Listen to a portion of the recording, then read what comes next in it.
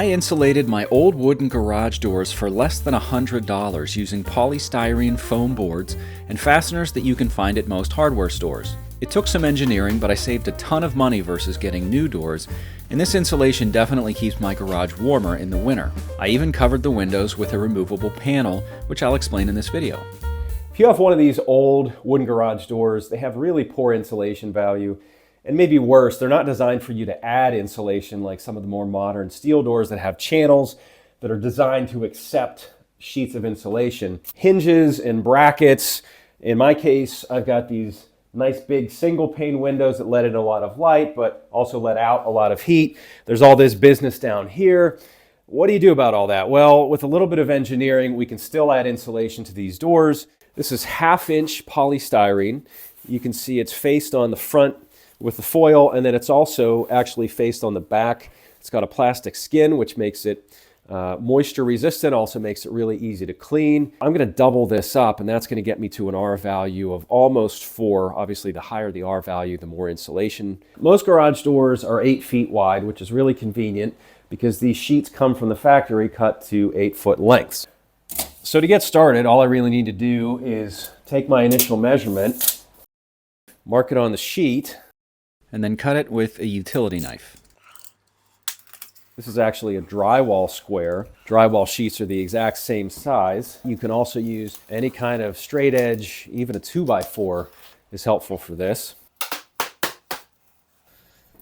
One of the nicest things about these foam boards is it's so light. You can see I'm just holding it up to the door and marking where the hardware is going to make contact.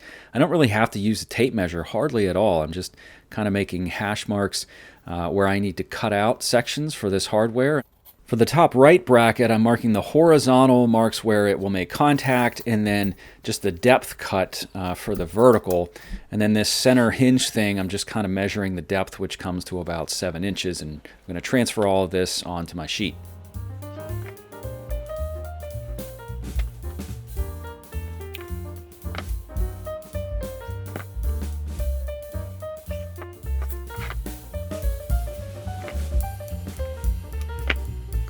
Maybe it goes without saying here, but when you're making your cuts, it's important to have a really sharp blade because this insulation is faced on both sides. That means it's 2 sets of skin you have to break through. And if you don't have a sharp blade, it's going to be a really sloppy cut. I did a test fit to make sure everything lined up, and then I went ahead and transferred all of these cuts onto the second sheet of insulation, basically using this first sheet as a template. I used a binder clip to hold them together, but it takes a really big binder clip, so I just ended up using regular clamps. And in case it's helpful, I have one sheet of foil facing the door, and then I'll have the other sheet of foil facing the inside. The idea there is to keep the heat that's outside on the outside, and then the heat that's on the inside, keep it inside. If that doesn't hurt your brain a little bit, here's a demonstration. Panel number 1 is up. Now we just have to attach it. And to do that, I'm going to use 1.5-inch lath screws. It's a Phillips head, and you can see that it's a little bit wider than a typical screw head. It's going to give us 1 inch to go through the insulation, and then another 1/2 inch to go through the door, but not all the way through the door.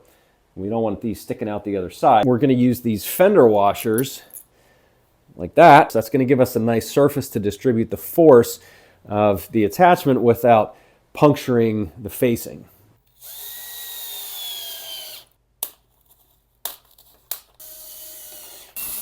And as I attach these, I'm making them nice and snug, but not too tight.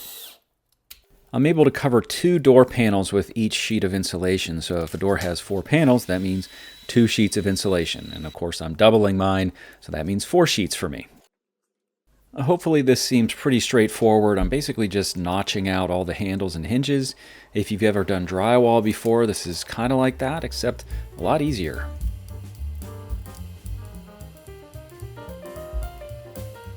I make my markings and my cuts on the white side of the insulation because it's just easier to see, and then I put the 2 white sides together and I finish notching out the second piece of insulation. The top and bottom panels of the door are pretty easy. There's nothing special there. It's the middle 2 panels where we have to get a little more creative.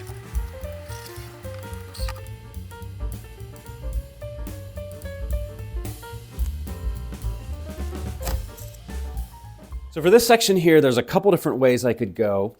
One is I could just remove this entire lock mechanism and put deadbolts here and down there. There would be a hole here where the handle and the lock come through the door. But if I just take a normal sheet of insulation, you can see I can tuck it back in behind here with no problem. And my lock mechanism still turns. It rubs a little bit, but it's certainly not going to impede the operation of this lock. If I add a second sheet of insulation, you can see it starts to bow just a little bit. The lock will still work, but there's a lot of friction. But for now, I'm just going to go with one sheet, and that's the advantage of using 1/2-inch insulation sheets. You've got that flexibility. Because there's a lot of hardware right in the middle of this panel, I chose to do the insulation in 2 halves, a right side and then a left side, and then have them meet in the middle. In hindsight, this might not have been the best idea, but it kind of worked. My mistake was not removing this, this long deadbolt rod here, because you can see it's pretty difficult to smash that thing into place, but it's flexible, and ultimately it did go into place. I just had kind of a large notch here that I needed to patch, which was not that difficult because, again, it's foam insulation and it's easy to cut. Ooh, yeah. On the left side, I removed that rod and it was much easier to mount the insulation. However, I did it the lazy way. I could have just taken this bracket off with a socket. I did this after the fact just for the sake of demonstration. So I guess I'm not that lazy, just not so bright. On the second door, I split it into a top half and a bottom half, and that worked really well. I didn't have to remove anything, so I wish I'd thought of that the first time, but you've got the benefit of learning from my mistakes. So if I insulate everything, but I don't insulate these windows, I'm really cheating myself because most of the heat loss is going to happen right here. So I'm going to cut the sheet the same way that I've done everywhere else, but then I'm going to flip the back side around so that my neighbor sees white. Making this panel of insulation removable is actually not that hard if we have the right components, and I'm going to be using these ceramic ring magnets. They're 3/4 of an inch wide, 1/8 of an inch thick, and of course the thickness is going to determine how far out from the door the insulation extends. So anything in this vicinity should work pretty well. And it just so happens that we have several magnetic capable surfaces that we can mount these things to. So in this case, the hardware actually works in our advantage. All right, so that's the easy part. How do we get these things to attach to our insulation? We don't want to use glue. Over time, that's going to fail. Also, it's foam, so anything like that is probably just going to disintegrate the insulation. So what I'm going to use is these 5/16 T-nuts. All right, so they look like that, and some people call these threaded inserts, but they're only threaded on the inside, and on the back side they've got these prongs that are going to stick really well to our insulation, and we're basically going to make a sandwich out of our insulation, because we're going to put this on one side, and then we're going to put a 5/16 machine screw with a nice fat washer on the other side, right? And we're going to put them together like so with our insulation in between. It's going to look like this. Right, so basically a sandwich. Now all we have to do is line them up, and the nice thing about it is we've got kind of a wide margin of error, right? As long as we get it somewhere within this triangle, we can't miss. I just eyeballed where each magnet would make contact, and then I reamed out a hole in the insulation with a drywall screw. And then when inserting these bolts and T-nuts, it's important that the bolt does not protrude through the end of the T-nut. So that's why they have to be less than an inch. In my case, I use 3/4 inch bolts. Otherwise, the magnet is not going to make flush contact with the T-nut. It's going to hit the bolt, and you're just not going to have enough contact space. So 3/4 inch bolts is kind of the magic number here.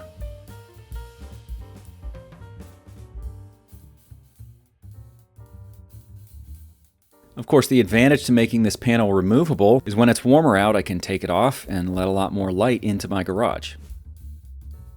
Now I'm going to go ahead and put the door up and see if this holds. Not bad.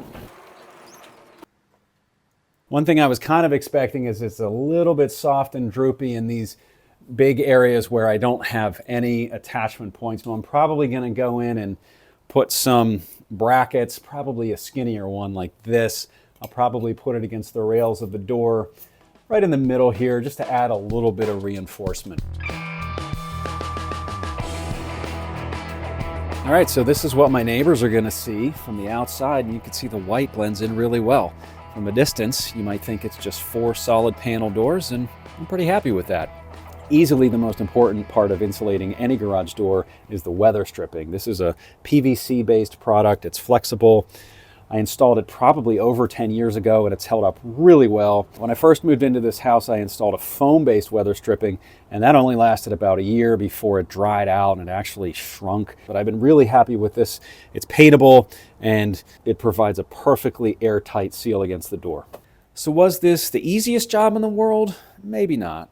But it definitely wasn't the most difficult. And hopefully if you're comfortable taking some measurements and making cuts with a razor blade, you see it's really not that complicated. It's also working with styrofoam, which is pretty forgiving as opposed to working with plywood that's more difficult to cut. And here, if you make a mistake, you can patch it. You can use duct tape. You can use a foil tape that looks a lot like this. But the real question is it worth saving $800 to $1,000 to replace this with a steel door that still needs to be insulated with something like this? I mean, I feel like I'm answering my own question here. I'll get several more years out of this old door, and yeah, it took me the better part of a Saturday, but I was filming the whole time, so hopefully you can knock this out in a couple hours. Either way, I hope if you have a little bit of DIY spirit in you, you've been encouraged to do something like this and cut down on your energy bills, be able to use your garage in winter, and at the very least, I hope you've enjoyed building with me today. And I'll see you on the next project. Channels that are designed to accept insulation. Seriously? If you have one of these old wooden garage doors, come look, there's nobody here. Look, it's just me and the camera. Say hello.